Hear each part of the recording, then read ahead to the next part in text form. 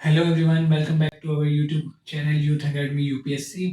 तो आज हम कंटिन्यू करेंगे अपनी एनसीईआरटी की सीरीज जो होगी हमारी इस पे 9th क्लास पे, और उसका नाम होगा साइज एंड लोकेशन। तो इसमें जानेंगे हम कि जो इंडिया की लॉन्गिट्यूडनल वैल्यू है साइज के अनुसार, शेप के अनुसार, और उसकी पॉपुलेशन है वो कितनी है, और ट्रॉपिक ऑफ कैंसर कौन कौन से राज्यों से होकर गुजरती है, और इंडिया की कितनी टेरिटरी है।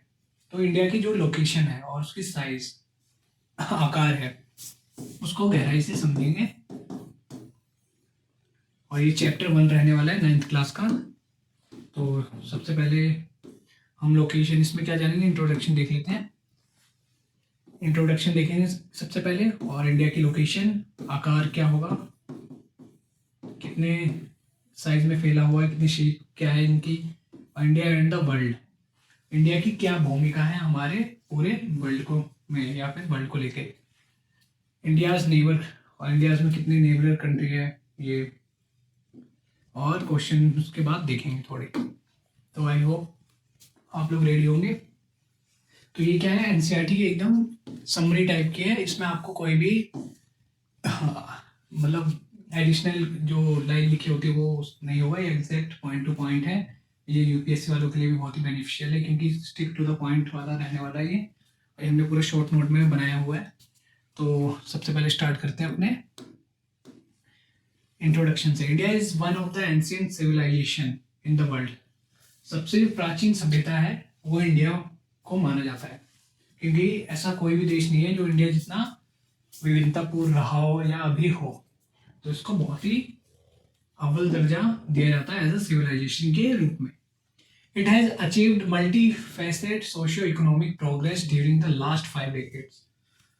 पिछले 50 सालों में इसको बहुत ही जो आर्थिक रूप से कह सकते हैं, इकोनॉमिक रूप से बहुत ही तेजी से परिवर्तन देखने को मिला है हमारे भारत में, और सामाजिक रूप से भी। जैसे हम पहले क्या कहते हैं, जो भी हमारे सामाजिक कृतियाँ थी ये सब धीरे धीरे एकदम खत्म होती जा रही है, और आगे को भी हो जाएगी। तो धीरे धीरे मानसिकता चेंज हुई है हमारे लोगों की, सिटीजन की। इसी को क्या कहते हैं, सोशियो इकोनॉमिक्स प्रोग्रेस या चेंजेस। आर्थिक सामाजिक परिवर्तन देखने को मिला है बहुत ही तीव्र रूप से। It has move to the forward displaying remarkable progress in field of agriculture. आपको भी पता है मोर देन 50% से ज़्यादा हमारे देश में लोग जो रोजगार के रूप में वो खेती से जुड़े हुए हैं, एग्रीकल्चर से जुड़े हुए हैं, इंडस्ट्री, टेक्नोलॉजी। तो ये बताया गया कि धीरे धीरे ये अन्य रोजगार में, अन्य फील्ड में धीरे धीरे उतर रहे हैं, चाहे वो टेक्नोलॉजी के मामले में हो, इंडस्ट्री के मामले में हो, ये सब। India has also contributed significant to the making of world history. India ने अपने जो विश्व इतिहास है उसमें अपना एक महत्वपूर्ण योगदान दिया है, चाहे वो पास्ट में दिया हो, वर्ल्ड वॉर 1 के 2 के इसके दौरान, या फिर आज के दौर में दुनिया के साथ और दुनिया के अन्य देशों के साथ कदम बढ़ाकर चल रहा है। तो ये हमने इंट्रोडक्शन देख लिया, हम लोकेशन देख लेते हैं कि इंडिया की लोकेशन कहाँ देखने को मिलती है। तो इसको हम डायग्राम से समझेंगे पहले। ये यहाँ पर शॉर्ट फॉर्म में लिखा गया है लैटिट्यूडनल वैल्यू और लॉन्गिट्यूडनल वैल्यू को। तो इससे पहले हम एक क्वेश्चन देख लेते हैं कि लैटिट्यूड कैसे कहते हैं, ये तो आपको पता होगा, और लॉन्गिट्यूड ये हमने लास्ट क्लास में भी कराया है। अगर आपने देखा नहीं हो तो वो चैप्टर भी देख सकते हैं, लॉन्गिट्यूड एंड लैटिट्यूड का डाल के बाय यूथ अकेडमी। तो उसमें हमने गहराई से समझाया है। तो लैटिट्यूड कैसे कहते हैं, जो पृथ्वी पर एक इमेजिनरी लाइन है इसको क्या कहते हैं, लैटिट्यूड। आप उसको ऐसे भी याद रख सकते हैं कि ये लाइन क्या है, लेटी हुई है, और जो लॉन्गिट्यूड है वो हॉरिजॉन्टली लाइन होती है ऐसे, और ये वाली लाइन को वर्टिकली है, इसको लैटिट्यूड कहेंगे और इसको लॉन्गिट्यूड। तो ये लाइनें क्यों इंपॉर्टेंट है, ये भी हमने पिछले क्लास में कराया था कि हमारी पृथ्वी पर कोई भी ऐसा कोई निशान नहीं है, मैपिंग नहीं है ऐसी जिससे हम किसी स्थान का पता लगा सकें। तो हमारे जो गणितज्ञ है, साइंटिस्ट हैं, इन लोगों ने क्या करा, इमेजिनरी लाइन हमारे पृथ्वी पर बनाई ताकि दिशा, स्थान, इन सब का पता लगाया जा सके। तो इन्हीं लाइनों को क्या कहते हैं, लैटिट्यूड एंड लॉन्गिट्यूड। तो हमारी पृथ्वी पर हमारे अर्थ पे जो हमारी पृथ्वी है अगर यहाँ मौजूद है तो ये कौन से लैटिट्यूड पे पाई जाती है, कौन से लॉन्गिट्यूड पे, इससे एग्जैक्ट लोकेशन पता चल सकती है। तो इसलिए ही हमारी जो ये लाइन है इसको हम गहराई से समझेंगे आगे। ये बस अभी देख लीजिए यहाँ पे। अब tropic of cancer 2.5 and the country into it almost 2 equal parts. तो सबसे पहले हम ट्रॉपिक ऑफ कैंसर ही देख लेते हैं। ट्रॉपिक ऑफ कैंसर किसे कहते हैं, ट्रॉपिक ऑफ कैप्रिकॉर्न किसे कहते हैं।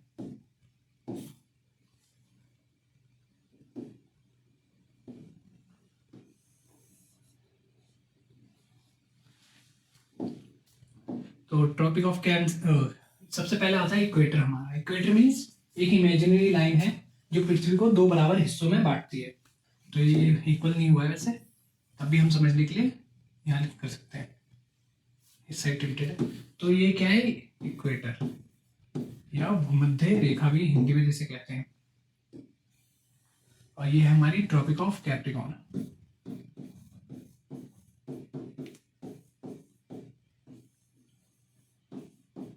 कैप्रिकॉर्न और ये इक्वेटर है। इसके जो नीचे वाला भाग होगा उसे क्या कहेंगे, साउथ डायरेक्शन में लेंगे। जैसे डायरेक्शन निकालते हैं ना हम, तो नीचे वाला भाग किस में होता है, साउथ में, ऊपर वाला नॉर्थ कहलाता है और इधर वाला ईस्ट, इधर वेस्ट। तो वैसे ही इक्वेटर के नीचे वाला भाग क्या कहलाएगा, साउथ या सदर्न, और इक्वेटर के ऊपर वाला भाग नॉर्दर्न कहलाएगा। ये बेसिक से अंडरस्टैंडिंग है, ये चैप्टर से पढ़ाने से पहले हम क्लियर कर देते हैं बस।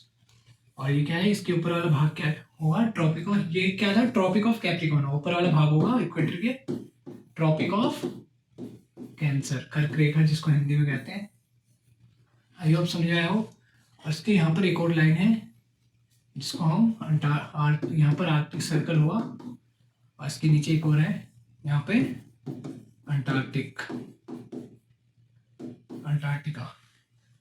और यहाँ पर फ्रिजिड जोन होता है, यहाँ पर पृथ्वी की रेज डायरेक्ट नहीं पड़ती, इसलिए ये क्या होता है, एकदम बर्फ से ढका हुआ होता है, ग्लेशियर फॉर्म में होता है, इसे फ्रिजिड जोन कहते हैं। और यहाँ पोल भी है, ये वाला पोल क्या कहलाएगा, साउथ पोल, क्योंकि ये सबसे साउथ में है और इसको पोल भी कहते हैं। और ये वाला भाग पूरे फ्रिजिड जोन होता है, इसको नॉर्थ पोल कहेंगे। तो आई होप समझ में आया हो। और ये इसकी जो लैटिट्यूडनल वैल्यू है वो कितनी है, 23 डिग्री 1.5 सदर्न, और इसके अपोजिट में तो 23 डिग्री 1.5 नॉर्दर्न, क्योंकि ये ऊपर है नॉर्थ में। तो आई होप समझ में आया होगा। इसकी 66 डिग्री 1.5 सदर्न, इसकी आर्कटिक की 66 डिग्री 1.5 नॉर्दर्न, और 0 डिग्री इक्वेटर। आई होप समझ में आया होगा। तो क्वेश्चन भी आ जाते हैं, जो हमारी जो ट्रॉपिक ऑफ कैंसर है, कर्क रेखा है, वो हमारे भारत से होकर गुजरती है। तो इसमें क्वेश्चन आ जाता है कि भारत के किन राज्यों से होकर गुजरती है, सबसे पहले किससे गुजरती है, ऐसे ऐसे क्वेश्चन आ जाते हैं। तो ये भी हम कराएंगे कि कौन कौन से राज्यों से होकर गुजरती है, जैसे गुजरात, राजस्थान, मध्य प्रदेश, छत्तीसगढ़, झारखंड, वेस्ट बंगाल, त्रिपुरा और मिजोरम। तो ये हम अभी लिखवा देंगे। तो आई होप यहाँ तक समझ में आया होगा। आपको ये डायग्राम लिखना है तो लिख सकते हैं।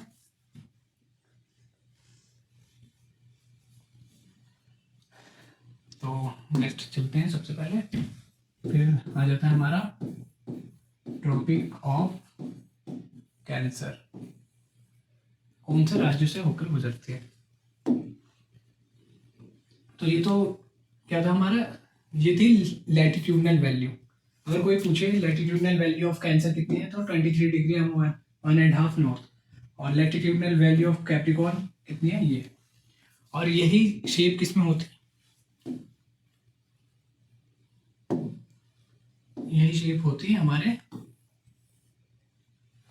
हॉरिजॉन्टल फॉर्म में। तो ये क्या कहलाती, लॉन्गिट्यूड। आई होप समझ में आया हो, ताकि पृथ्वी पे जो भी जगह है उसका निर्धारण एकदम व्यवस्थित रूप से एग्जैक्ट लोकेशन पता चल सके। तो यही इसलिए बनाया गया है, इसे क्या कहेंगे, लॉन्गिट्यूड, और ये ऐसी लाइन को लैटिट्यूड। तो आई होप समझ में आया हो। इससे पहले देख लेते हैं ट्रॉपिक ऑफ कैंसर कौन से राज्यों से होकर गुजरती है। तो पहला लिख लीजिए यहाँ पे गुजरात,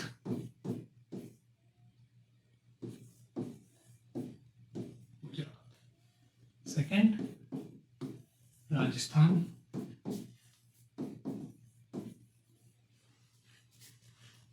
यहाँ पे थर्ड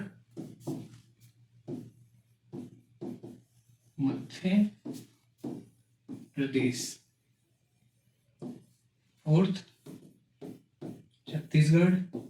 मैपिंग से इसको और इजी है या याद करना, ये आपको अभी हार्ड लग रहा होगा। और फिफ्थ है छत्तीसगढ़ के आगे झारखंड, जहाँ हमारे महेंद्र सिंह धोनी आते हैं यहाँ से। और सिक्स है हमारा वेस्ट बंगाल, कर देते हैं वेस्ट बंगाल।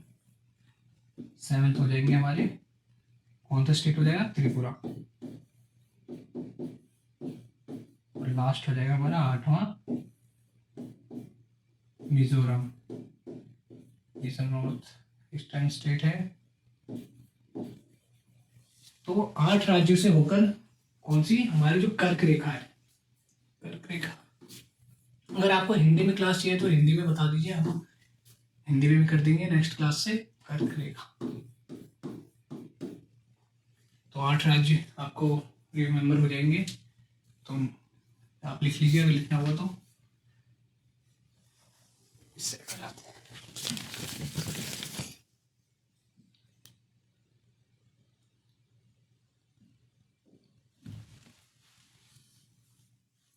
और इसके आगे ही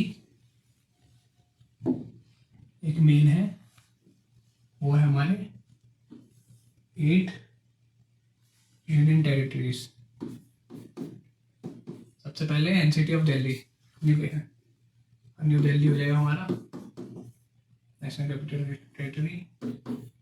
ये हमारी क्या है, यूनियन टेरिटरी के पार्ट है। Second Jammu and Kashmir,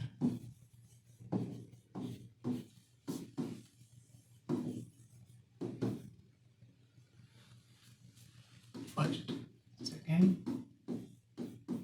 third Puducherry,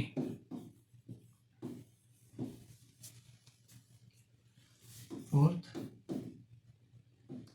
Lakshadweep. देख लेते हैं अपने लक्षद्वीप, जो सबसे क्या है स्मॉलेस्ट यूनियन टेरिटरी के रूप में भी जाना जाता है, स्मॉलेस्ट यूटी। फिफ्थ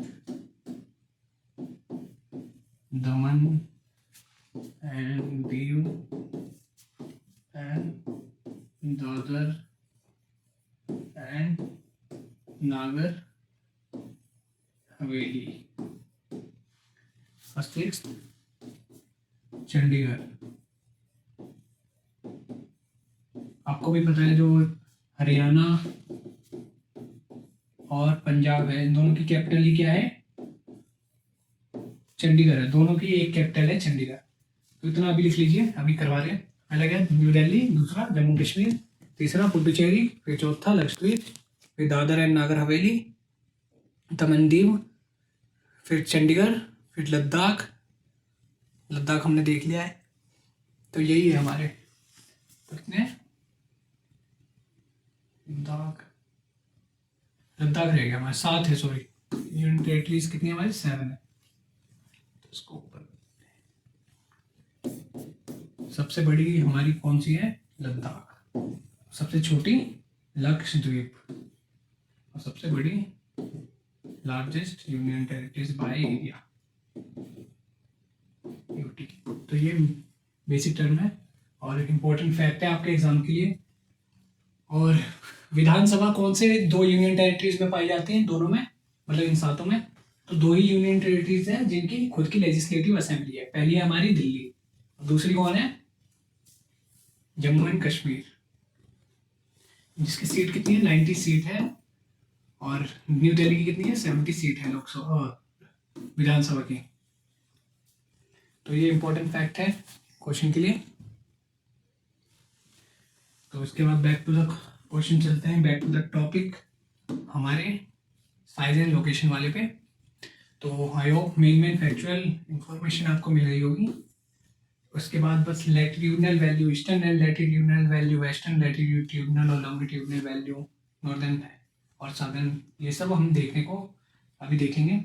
इसके बाद इस चैप्टर में इतना कुछ इंपॉर्टेंट है नहीं, बस यही जब सारी फैक्ट की चीज़ें हैं जो आपको याद रखनी है, एग्जाम पॉइंट ऑफ व्यू से इंपॉर्टेंट है, सामान्य जनरल स्टडी से, सामान्य ज्ञान से, जनरल नॉलेज के बिहाफ पे इंपॉर्टेंट है। तो इसी के कारण हम लॉन्गिट्यूड और लैटिट्यूड के कारण ही हम क्या बताते हैं, एग्जैक्ट लोकेशन बताते हैं। तो नेक्स्ट देखते हैं, the land mass of India has an area 3.28 million square kilometre, 32,88,000 ऐसे किलोमीटर में फैला हुआ है हमारा पूरा लैंड मास। जो हमारी इंडिया का वो है स्ट्रक्चर, वो 3.28 मिलियन स्क्वायर किलोमीटर में फैला है। एरिया कितना है इसका, 3.28, ये याद रखने की ये बहुत इंपॉर्टेंट है। और ये पूरे वर्ल्ड का कितने परसेंट है, 2.4% है। अगर पूरा वर्ल्ड, पूरी अर्थ 100% है, तो हमारा इंडिया कितना है, 2.4% एक्वायर करता है पूरे लैंड मास का, पूरे अर्थ के लैंड मास का। पूरे जो अर्थ पे भूमि पाई जाती है उसका कितना 2.4% एक्वायर करता है। उतने पर हमारा इंडिया स्थापित है। और सबसे ज्यादा कौन है, रशिया। एरिया वाइज सबसे बड़ी कंट्री कौन है, रशिया, ये बताया गया। सेकेंड है कनाडा। तो हमारी उस हिसाब से कंट्री लैंड मास के हिसाब से कौन सी है, इंडिया। कौन से नंबर पे आती है, यहाँ देख लेते हैं। फर्स्ट कौन से है, Russia, second Canada, third USA, fourth China, fifth Brazil, six Australia, seventh India. तो ये सीक्वेंस भी याद रखने की आवश्यकता है हमारे वर्ल्ड ज्योग्राफी के पर्पज से। India has a land boundary of 15,200 kilometre. India की जो लैंड बाउंड्री है, जैसे शेप है ना इंडिया की, ये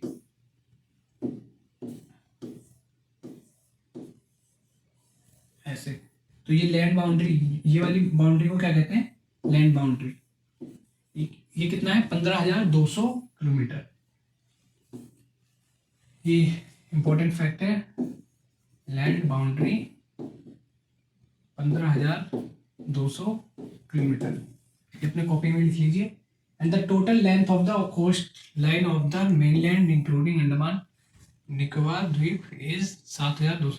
और जो कोस्ट लाइन है, कोस्ट मतलब जो तटीय रेखा है, तटीय बाउंड्री है, कोस्टल है, वो कितना है, 7,516 किलोमीटर मेनलैंड को मिला के। India is the 7th largest country in the world by area. Area के हिसाब से 7th लार्जेस्ट कंट्री, और पॉपुलेशन के हिसाब से फर्स्ट कंट्री, पहले नंबर पे आती है, फर्स्ट नंबर पे आती है। अभी सेंसस नहीं आया, लेकिन कई आंकड़ों के अनुसार इसको पहला दर्जा दिया गया है इंडिया को हमारे। India is bounded by young fold mountain. जैसे हिमालय हो गया, ये सब फोल्ड माउंटेन के एग्जाम्पल है। ये हम जो यूपीएससी की क्लास लेंगे तब जानेंगे फोल्ड माउंटेन, रॉकी माउंटेन, ये सब किसे कहते हैं। तो इंडिया क्या है, यंग फोल्ड माउंटेन से घिरा हुआ है। कौन, हमारा Bharat. Southern of 22 degree and begin taper and extend. तो ये बताया गया है, इसकी जो नॉर्थ है वो 22 डिग्री लैटिट्यूड पे पाया जाता है, जो माउंटेन है हमारे इंडिया का। Towards the Indian Ocean dividing into 2 seas and the Arabian. तो ये देख सकते हैं आपको, इस साइड अरेबियन सी है, या वेस्ट ऑफ बंगाल है, या क्या इंडियन ओशन है। ये सब इंडिया को एक स्ट्रेटेजिकली रूप से बहुत ही इम्पोर्टेंट कंट्री बनाता है। क्यों, क्योंकि जो इंडिया है ये इसके कनेक्शन, इसके जरिए वर्ल्ड के जरिए, वर्ल्ड में बहुत ही इजीली जो कनेक्टेड है वर्ल्ड से, बहुत ही इजीली, आराम, क्या कहते हैं, इजी रूप में देखने को मिल सकता है कि इजीली कनेक्टेड है हमारे अलग अलग कंट्रियों से। इसके जरिए, अपने कोस्टल लाइन के जरिए, बे ऑफ बंगाल हो गया और अरेबियन सी के जरिए। The latitudinal longitudinal extent of mainland is 30 degree despite the fact. तो ये सब फैक्ट है। तो इसमें बताया गया है जो ईस्टर्न, यह भी हम समझेंगे, ये हम लैटिट्यूड की जो वैल्यू है वो क्यों नहीं दिखा रहे, क्योंकि मैप के जरिए बहुत ही ईजी हुआ। लेकिन ये क्या है, ये इंडिया मान लेते हैं, ये अरुणाचल प्रदेश, ये गुजरात। तो इसमें बोला गया है कि इन दोनों के बीच में जो अंतर है ना लैटिट्यूडनल वैल्यू का, 68 डिग्री एंड 7, यहाँ 87 कुछ है, अभी देखेंगे। और इन दोनों के बीच में 30 डिग्री का अंतर है। 30 degree means 15 degree means 1 hour का अंतर, और 30 डिग्री मीन्स 2 आवर का अंतर। जब तो इससे क्या मतलब पता चलता है, इससे पता चलता है अगर सूर्य यहाँ पर 6 बजे उगेगा, सूर्य जब यहाँ पर उगेगा अरुणाचल प्रदेश में 6 बजे, तो उसको पहुंचने में लगेंगे 2 आवर। कहाँ पर? गुजरात में। तो यहाँ पे समय का बहुत ही अंतर देखा जाता है। आई होप समझ में आया होगा। तो इसको आप और गहराई से समझेंगे। और यहाँ बस एक इम्पॉर्टेंट चीज है, आईएसटी इंडियन स्टैंडर्ड टाइम, इसको कहाँ से लिया गया है? Standard meridian time of India is taken from Mirzapur, Uttar Pradesh में एक जिला है मिर्जापुर,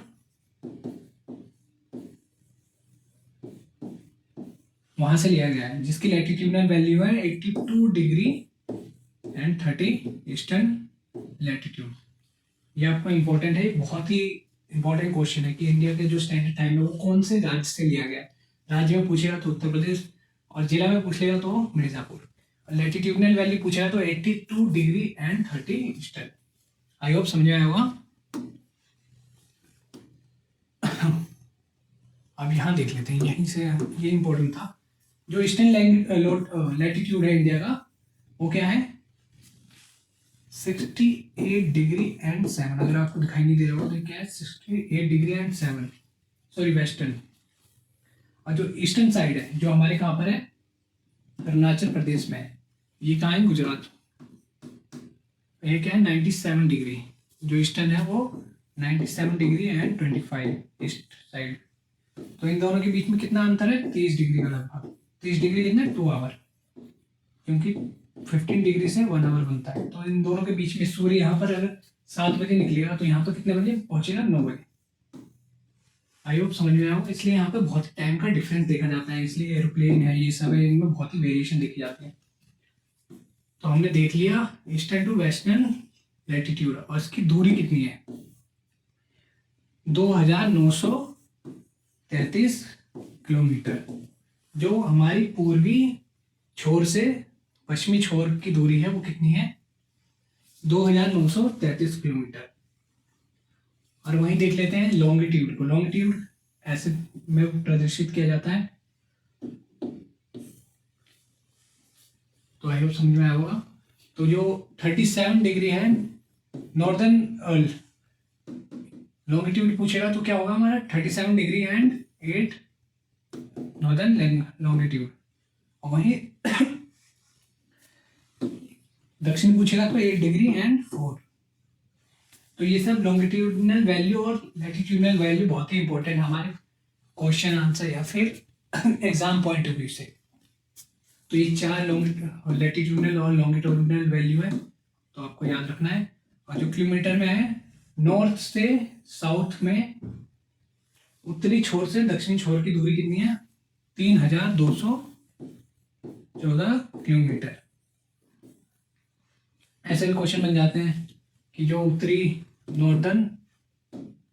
नॉर्थ से साउथ की दूरी ज़्यादा है या ईस्ट से वेस्ट की दूरी ज़्यादा है। तो आपको पता है नॉर्थ से साउथ की दूरी सबसे अधिक है 3214 किलोमीटर, और ईस्ट से वेस्ट कितना है? 2933 किलोमीटर। तो ज़्यादा कौन हुआ?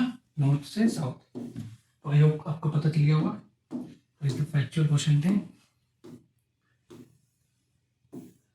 The Indian landmass has a centre located in between Asia. ये बताया गया इंडियन लैंडमास कहाँ पर है, को कहाँ पर स्थित है। तो ये सब आप पढ़ सकते हैं। Between the east and the west Asia, उत्तरी और पश्चिमी एशिया के बीच में है।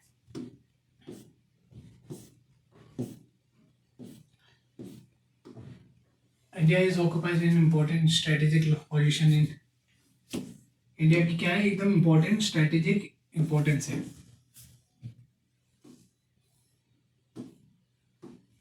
तो क्वेश्चन में कुछ नहीं है, बस इतना ही था। आपको बस यूनियन टेरिटरीज और जो हमारे नेबरिंग कंट्री है, बस नेबरिंग कंट्री देख लेते हैं।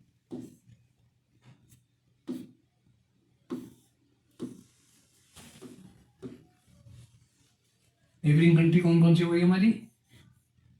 श्रीलंका नेबरिंग कंट्री है, पाकिस्तान, फर्स्ट पाकिस्तान, और सबसे बड़ी जिससे बॉर्डर लगती है हमारी, सबसे ज़्यादा बॉर्डर कौन से नेबरिंग पड़ोसी देश से लगती है वो है और बांग्लादेश। बांग्लादेश से सबसे ज़्यादा लगती है और सबसे कम अफगानिस्तान से।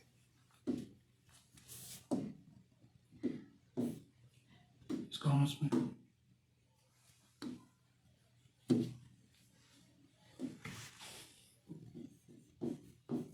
सबसे अधिक सीमा कौन से देश से लगती है? Bangladesh. The country which share boundary with India, सबसे ज्यादा कौन सी है? बांग्लादेश। और सबसे कम भारत जिसके साथ सीमा साझा करता है वो कौन सा देश है? अफगानिस्तान। बस ये दो इंपॉर्टेंट है। अफगानिस्तान।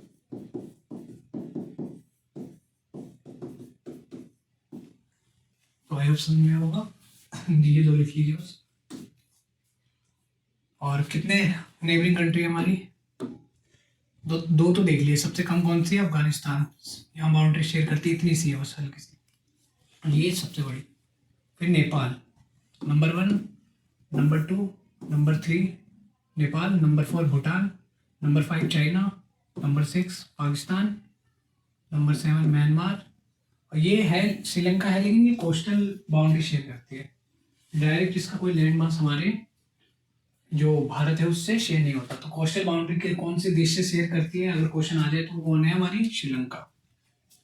तो वैसे तो 7 है हमारी नेबरिंग कंट्री, और एक कंट्री है जिससे कोस्टल लाइन, तटीय रेखा शेयर करती है, वो कौन है? श्रीलंका। ये अलग है, इसको हम नेबरिंग कंट्री में नहीं मानते, लेकिन कोस्टल नेबरिंग कंट्री में मानते हैं। तो ये बताया गया यहाँ पे 28 स्टेट एंड 8 और 7 यूनियन टेरिटरी जो हमने करवाया था, कौन कौन से थे? दिल्ली, जम्मू कश्मीर, दमन दीव, नागर हवेली। पहले अलग अलग थे, अब एक हो गए।